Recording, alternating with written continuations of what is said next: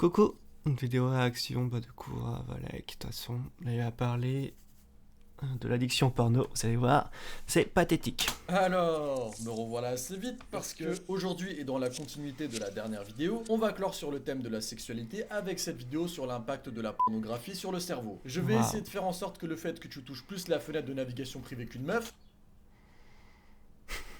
soit un lointain souvenir pour toi. Nous verrons comment la consommation excessive de porno peut remodeler et détruire votre cerveau.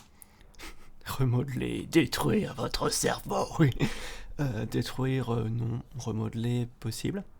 Parce que, bah, votre cerveau, voilà, il bouge continuellement, vous voyez, c'est plein de neurones qui font des connexions, et des connexions qui s'en vont, donc il y a des choses qui viennent et qui s'en vont, voilà. Parce que notre cerveau est plastique et donc il évolue tout le temps.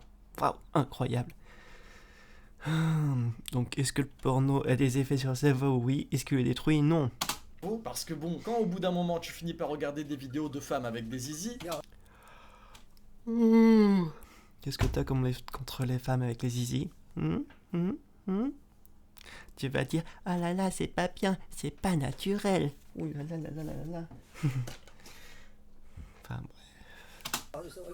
L'exemple, elle est tout à fait. ce n'est pas sans conséquence. qu'est-ce que ça peut te foutre qu'une femme être un zizi ou pas? Enfin bref. Je vais détailler le processus de cette descente aux enfers jusqu'à la 30e page de X vidéo qui t'amène à chercher des vidéos de grand-mère en 280p. Ça sent l'histoire vécue, hein. Bordel, j'ai le droit. Allez, fais pas l'innocent. Tu ne duperas pas le grand Valek sur tes branlettes de la honte. Nous Parce qu'il prend son cas pour une généralité, donc. Enfin bref. verrons aussi comment il détruit le système de récompense du cerveau, modifie votre vision du Détruit le système de récompense.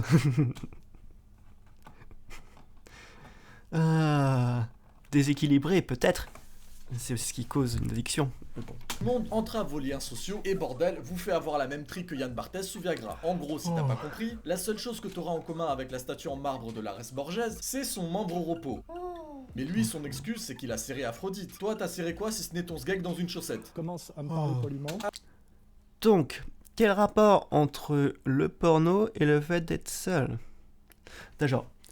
Déjà, quel rapport entre l'addiction au porno avec l'addiction à la masturbation et le fait d'être seul?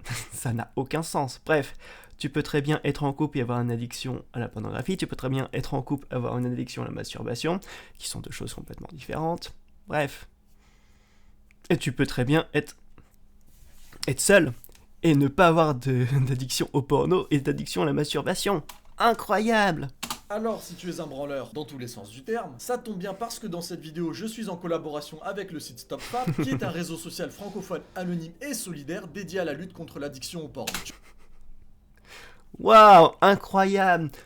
Ne pas se masturber pour lutter contre l'addiction au porn. Vous avez rien compris en fait. Vous savez, il y a un truc qui peut être incroyable. Vous pouvez être addict au porno sans vous masturber en fait. C'est comme vous pouvez voir du porno sans vous masturber et vous masturber sans voir du porno. Incroyable. Donc arrêtez de se branler.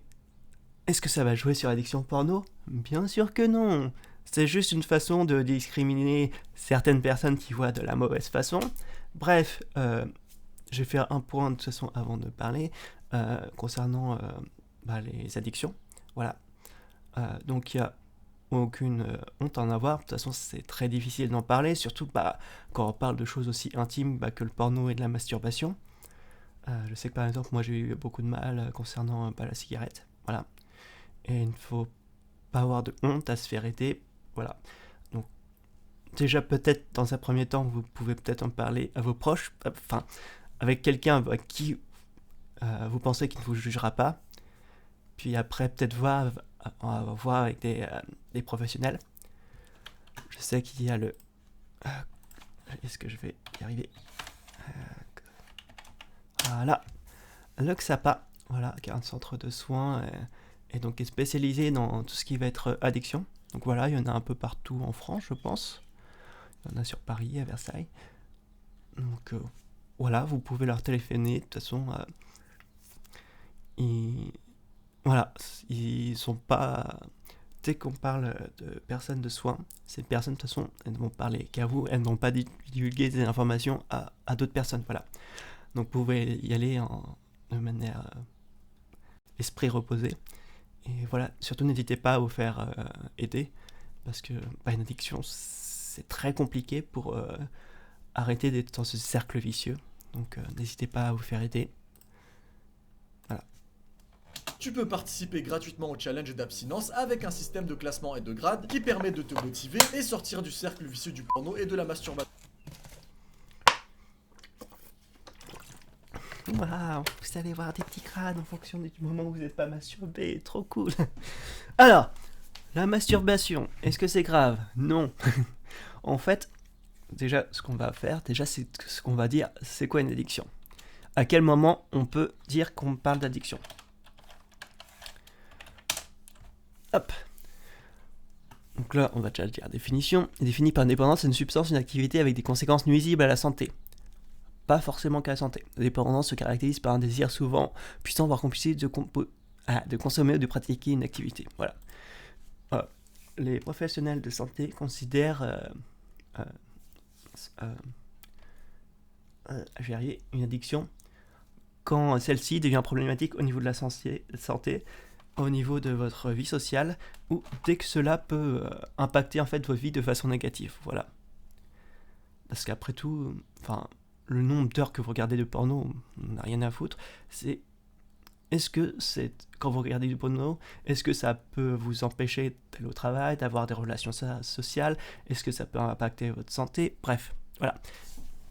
Dès qu'une activité que vous faites va impacter de façon négative votre vie et votre santé, on peut la considérer comme une addiction. Bien sûr, il faut lier toujours ça avec le fait de devoir faire cette activité ou ou consommer quelque chose de façon par compulsion.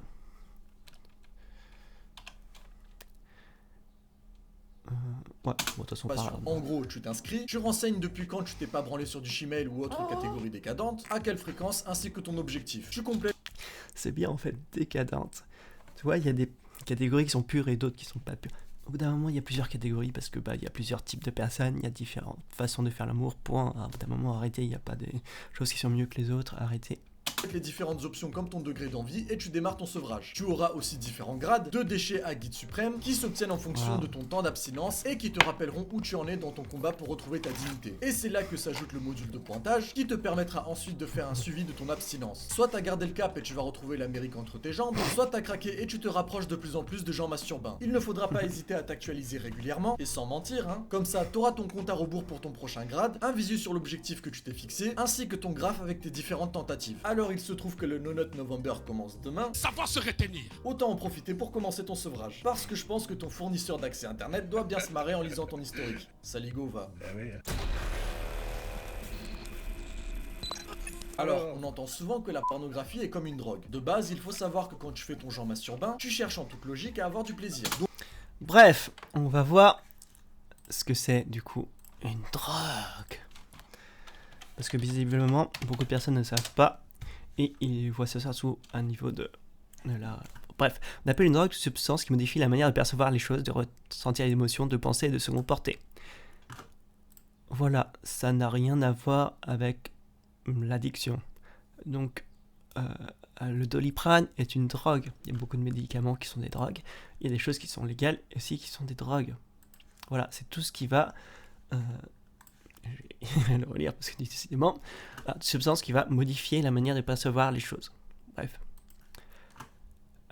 Il se peut aussi que beaucoup en fait de ces drogues que normalement on considère, que la majorité des personnes considèrent des drogues, ça va être plutôt des drogues qui vont être plutôt illégales. On peut citer le cannabis, le LSD. L'alcool est une drogue, par exemple. Voilà. Du coup, est-ce qu'on peut dire que le porno est une drogue? Non. Voilà. Donc... non. Est-ce qu'on peut être addict au porno? Oui, comme beaucoup de choses, quoi. Donc par conséquent, tu vas sécréter de la dopamine qui est elle-même produite directement par ton hypothalamus. Et je te vois arriver, sale enculé, commence pas à confondre ça avec l'hippopotamus. C'est ce neurotransmetteur qui va provoquer chez toi des sensations fortes, de l'adrénaline et du plaisir. C'est la... Bref, on fait de la dopamine pour plein de choses. Et il n'y a pas que cette hormone qui est produite dans le cerveau. Bref, il y en a plein, c'est un mélange complexe. Et oui, quand vous faites une masturbation, vous avez de la dopamine. Mais quand vous faites l'amour aussi, quand vous mangez aussi, quand vous réussissez un examen aussi. Enfin, dans plein de situations, ça fait de la dopamine. Voilà, et c'est pas parce que une action fait de la dopamine que vous allez devenir être dépendant de cette action. Voilà. Bref. La dopamine qui agit quand tu manges un bon repas, quand tu fais du sport, quand tu passes niveau 100 sur Dofus, ou alors quand ta cousine te touche la cuisse. L'avantage de la dopamine, c'est qu'avec le plaisir qu'elle te procure, tu réitéreras les mêmes actions pour avoir cette réponse chimique. Non. C'est un bonus, quoi. Tu fais cette action et voilà. T'as la dopamine, t'es heureux et puis voilà. Tu cherches pas forcément à recevoir la même sensation à chaque fois. Là, tu parles directement dans les sensations de dépendance ou dans les effets de drogue. C'est plutôt ça qu'on va avoir en fait. C'est que au bout d'un moment, on va avoir, je sais pas trop comment ça marche. Bref, concernant les autres activités, par exemple le sport. Mais par exemple, quand on prend des drogues, la première prise va toujours être très forte parce qu'on n'aura pas, parce qu'au bout d'un moment, notre cerveau va s'habituer. Et en fait, à chaque fois qu'on va prendre de la drogue, on va avoir besoin d'augmenter la dose pour avoir la même sensation de départ. Voilà. Et donc, on arrive à plus les personnes sont dépendantes et moins elles ont les effets de la drogue. Voilà. Donc, Par exemple, quand tu réussis dans ta vie, tu prends un shot de dopamine et t'as envie de continuer. C'est ce qu'on appelle le système de récompense. Malheureusement, il peut aussi s'avérer nocif, par exemple dans le cas de la malbouffe. Tu vas prendre ton McDo malgré ton IMC de golem. Tu vas te sentir bien à un moment donné, puis tu vas rechuter, culpabiliser et rebouffer de la merde pour contrebalancer avec un nouveau shot de plaisir. IMC de golem, est-ce que tu as calculé ton IMC? Parce que c'est juste rapport poids-taille. Voilà. Donc IMC, je suppose que bizarrement, t'as à peu près, vu ta masse musculaire, t'as à peu près la même IMC qu'une personne en surpoids. Voilà. Donc... C'est la malbouffe! Et c'est à peu de choses près la même chose pour le porno. Du coup, cette sécrétion de dopamine n'est pas sans conséquence, parce qu'à un moment donné, tu finis par t'accoutumer. Comme un drogué, tu rechercheras toujours plus de plaisir. C'est pour cette raison que tu commences toujours par regarder du porno soft, et qu'au fur et à mesure, ta barre de recherche finit par contenir des termes qui de base ne sont pas censés coexister dans la même phrase. Je sais pas ce que tu recherches sur les sites porno, mais... Enfin, bref. Par contre, si la première fois que t'es allé sur un site de cul et tu faisais déjà ce genre de recherche, c'est qu'à mon avis, tu dois être un élément dangereux pour la société et qu'à tout moment, tu vas te pointer dans ton lycée avec un tech neuf. Quel rapport? Enfin bref. De toute façon, c'est le pro pour dire ces punchlines qui veulent rien dire. Tu finis aussi par être totalement déconnecté du réel, surtout quand t'es encore un jeune pulcos, tu finis par idéaliser des pratiques qui sont foncièrement différentes de la réalité. Et cet effet est dû à ce qu'on appelle l'auto-identification pénienne, c'est-à-dire que quand tu regardes une meuf L'auto-identification pénienne. Ok. se faire détruire par un gars qui a 5 fois la taille de ton knacky, Cet être-là n'est pas terrestre. tu finis par faire une projection sur l'acteur, qui te permet premièrement d'oublier que t'es en train de mater un mec à poil alors que t'es hétéro,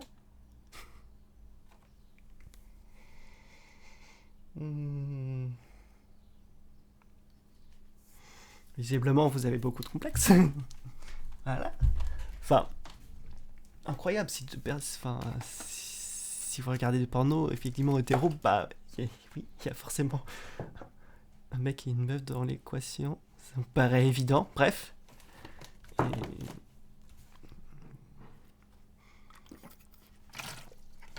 Enfin bref. et deuxièmement qui te donne l'impression d'être ce mec par procuration. Alors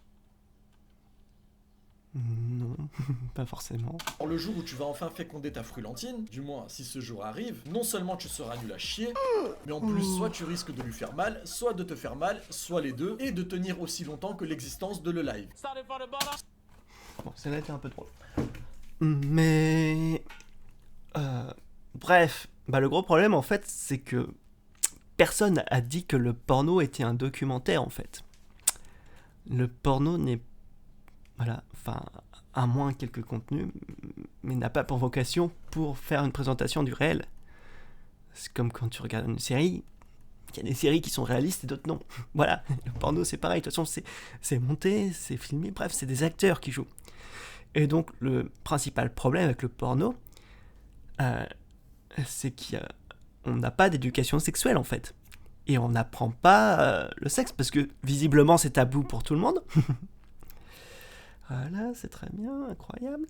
Et donc on se retrouve avec des adolescents qui, incroyable, pendant l'adolescence, qu'est-ce qui est visiblement, la quasi-totalité des adolescents vont être attirés par le sexe, et ils vont chercher à savoir comment on fait l'amour, voilà, ils auront des questions.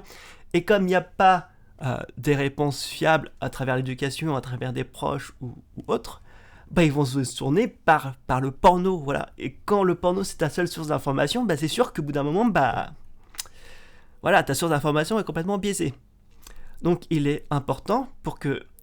Et puis, il faut aussi dire que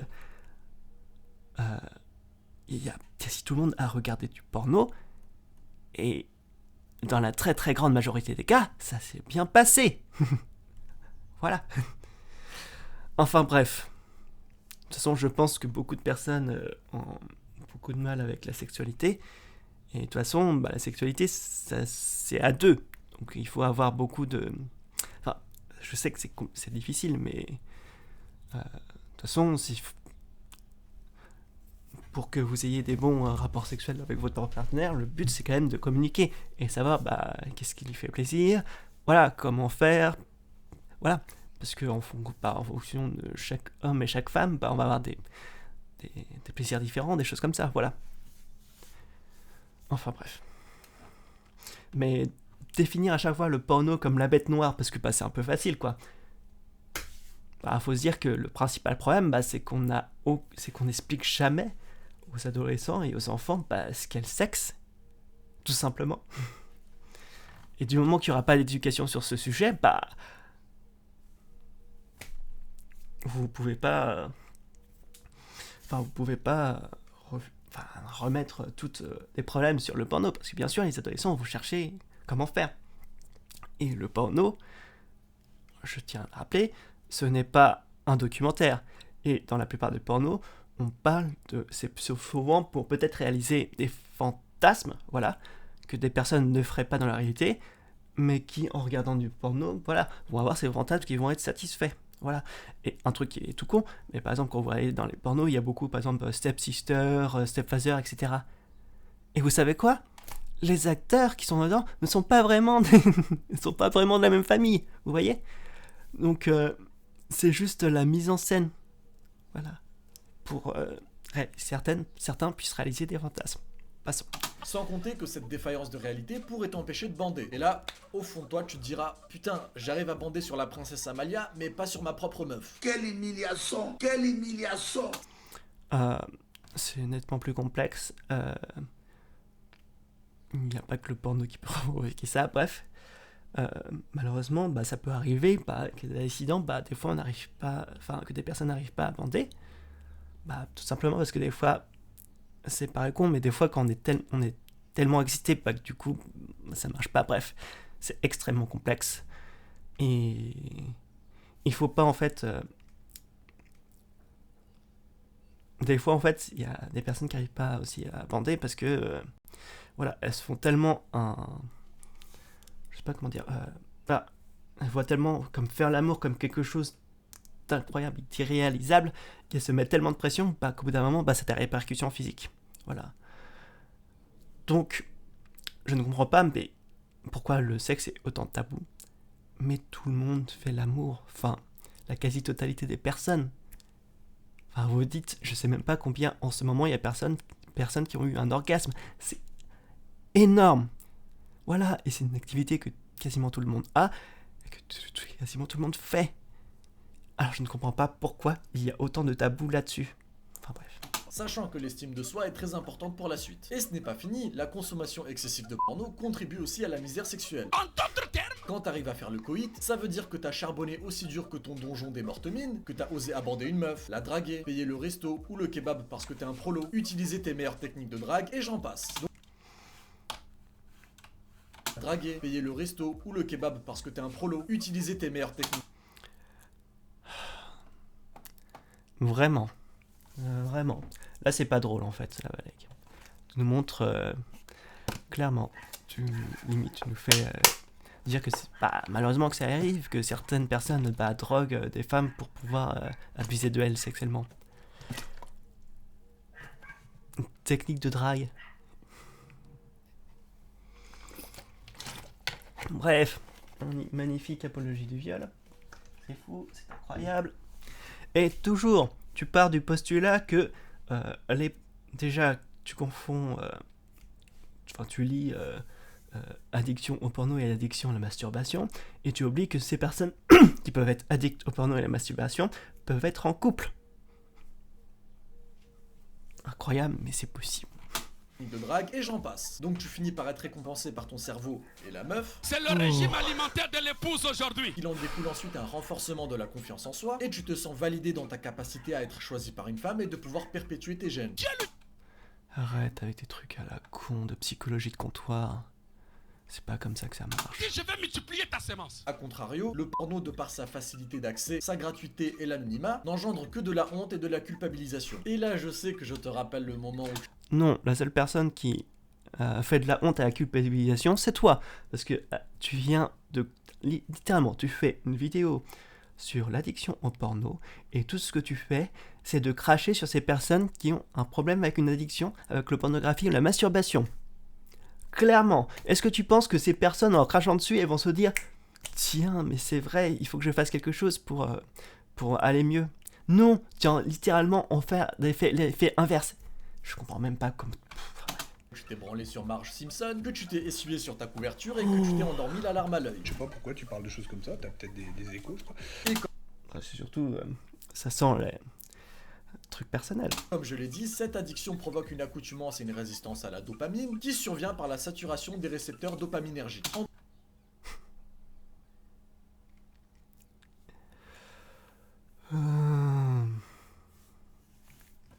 C'est plus complexe que ça, mais bon, de toute façon... En plus de vous pousser aux déviances les plus obscures, le monde vous paraîtra morne et sans saveur, la dépression et l'anxiété vous guettera, vous aurez une désensibilisation émotionnelle dans absolument tous les domaines, que ce soit ludique, social ou sentimental. Et... ça, c'est pas les effets de l'addiction, c'est les effets de la dépression. Enfin, bref...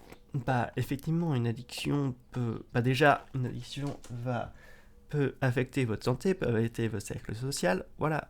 Au bout d'un moment, ça va devenir un cercle vicieux, vous allez vous sentir de plus en plus mal, et puis vous pouvez développer une dépression, qui, en plus de tout ça, va en plus vous rendre la vie encore plus difficile au niveau social, au niveau santé, peut complètement mettre en suspens vos émotions, bref.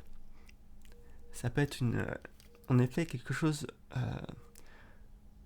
qui peuvent détruire des vies, tout simplement. Et toi, tu fais une vidéo où tu dis aider ces personnes, mais juste tu leur craches dessus en permanence. Non, tu leur dis pas qu'il ne faut pas avoir honte de leur addiction et qu'on peut les aider à s'en sortir pour qu'ils puissent avoir une vie et être heureux, tout simplement. Voilà, se sentir bien dans leur vie. Et pas juste en train de cracher sur les gens parce qu'ils regardent la porno ou qu'ils se masturbent. Ça a complètement l'effet inverse. Ce n'est pas sans raison, des recherches ont montré que la consommation régulière de porno atrophiait le cortex préfrontal, c'est-à-dire la zone qui gère vos pulsions, la volonté et la moralité. Atrophie ? Non. Non. Ah. Comme on l'a dit avant, déjà on va voir à peu près ce texte. Abstract. Since pornography appears to an accessibility, affordability, and anonymity of consumer and visual sexual stimuli are increased and attract millions of users based on new assumptions. Pornography consumption being reasonable visible and ok, une itération de... Je pense qu'il n'a pas du tout compris. déjà, ils font une hypothèse comme quoi ces altérations engendreraient un dysfonctionnement au niveau du cerveau préfrontal. Voilà. Donc déjà, là, Lire de Ah, porno, rien. Les résultats. We found similar negative association between pornography, hours per week, and gray matter volume in the right cause. Okay. As well as sexual activity, sexual.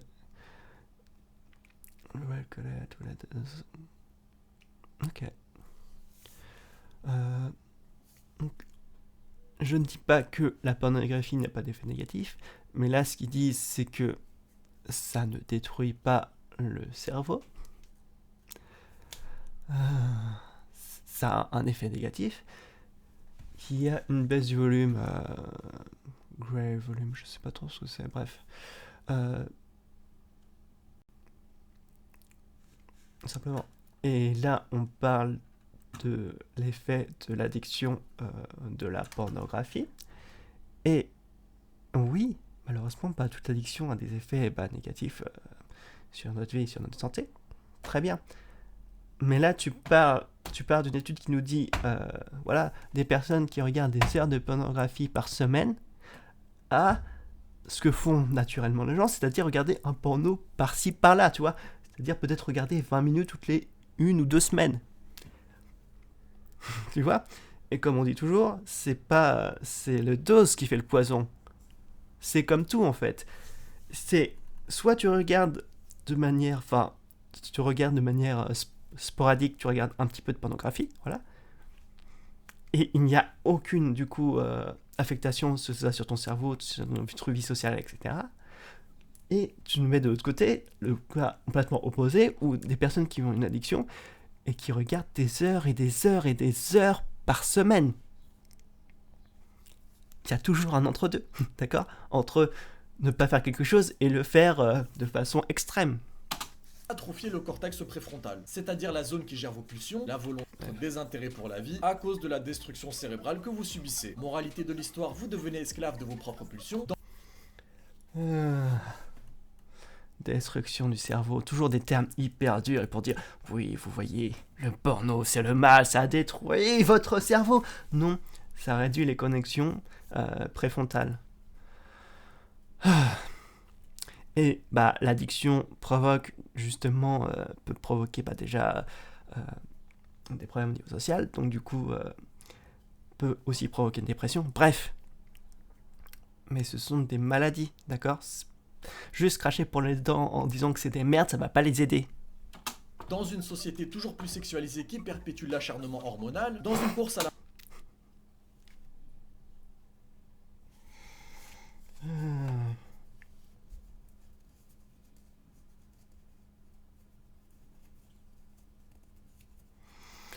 L'acharnement hormonal, enfin de plus en plus sexué. Il faut arrêter avec ce truc.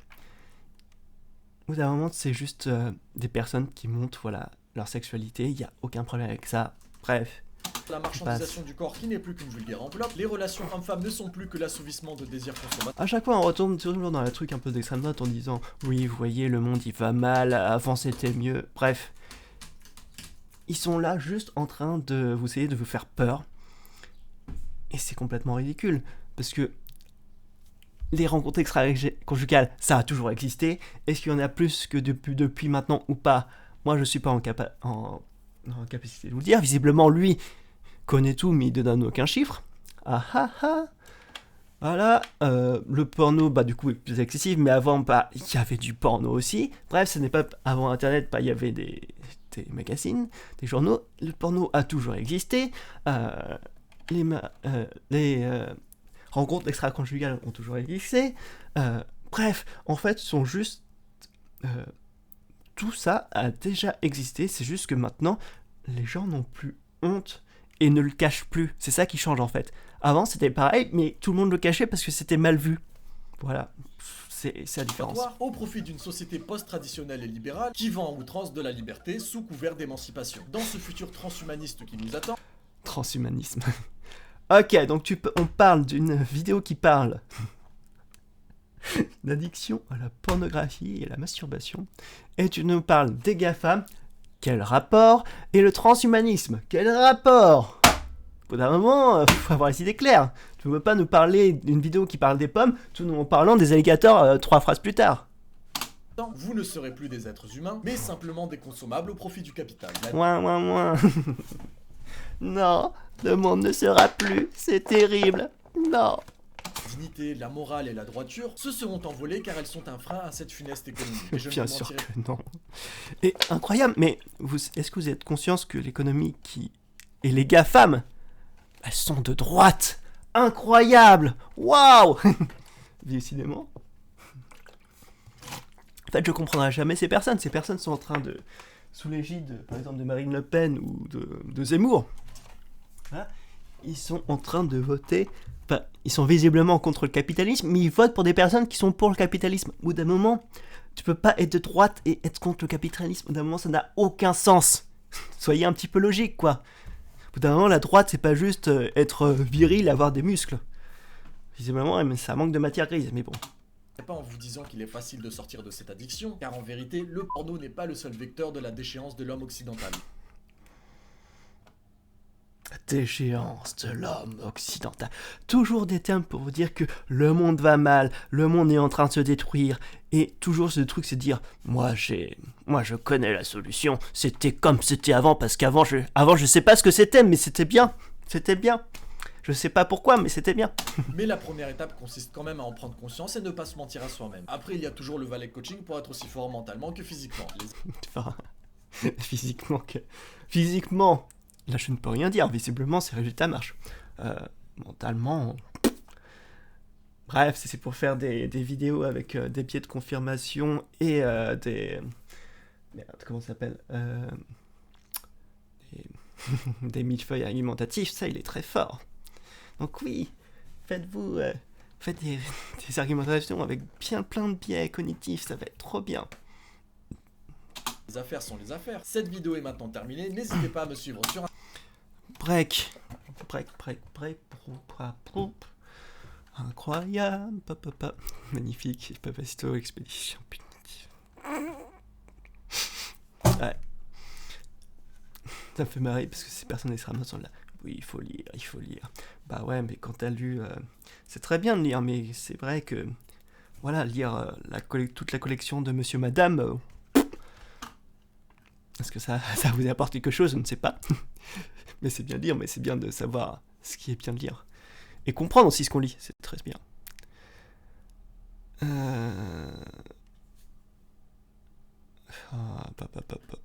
a toujours... Oui, c'est très bien. Tu es incroyable.